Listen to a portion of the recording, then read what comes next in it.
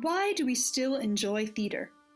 It's been over 1,000 years since Thespis effectively started the art of theater in ancient Greece, almost 150 years since The Black Crook, which some call the first musical, and almost a century since Rodgers and Hammerstein uprooted musical theater and made it what it is today with Oklahoma.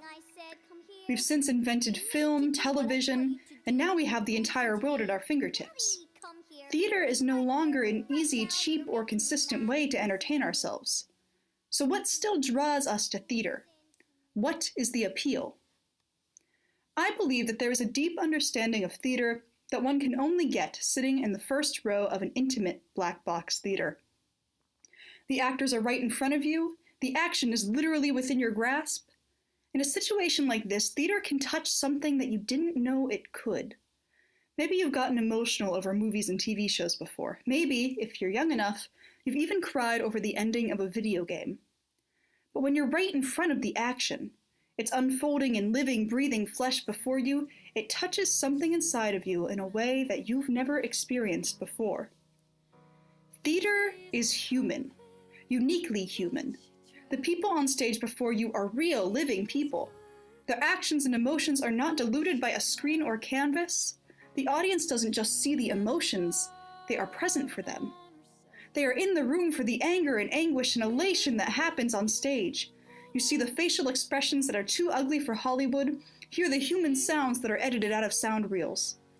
You don't just see perfection, you see imperfections. Forgotten words, missed entrances, breathless singing. Things that are inherently human. This can be used for great power. Theater is not just about telling stories, but letting others experience stories and experiencing them together. Theater conveys, if not real situations or characters, real emotions, in a personal sense that no movie could ever.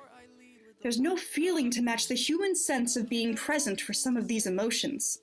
The feeling you get when seeing great anguish or great anger on stage is subjectively different to that on screen. You're present, fully, in body and senses. This emotional power can be used to do amazing things. Jacques Fortel describes it as flying. He says one moment you're watching the show, and the next you're not there at all, completely immersed in the people before you. And that can be used for great entertainment, of course. But given that the real power of theater is that it can touch you emotionally in a way nothing else can, I believe that we can use it for more. Peter Brook writes of two types of theater. The holy theater, which moves you by magic, intoxication, or infection, something that erases the you, as Jacques Fortel describes. But Brook also writes of the rough theater, which is the opposite. The rough theater does not allow escapism.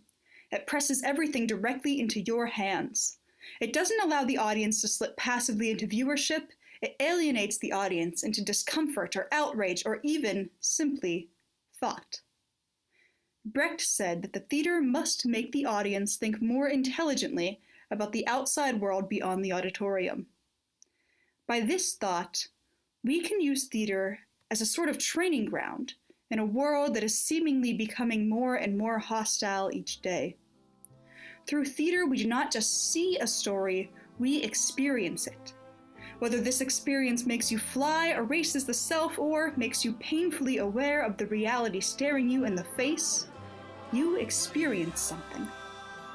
This experience, living through something with and alongside these people on stage, teaches us about empathy in a way no other form of entertainment can.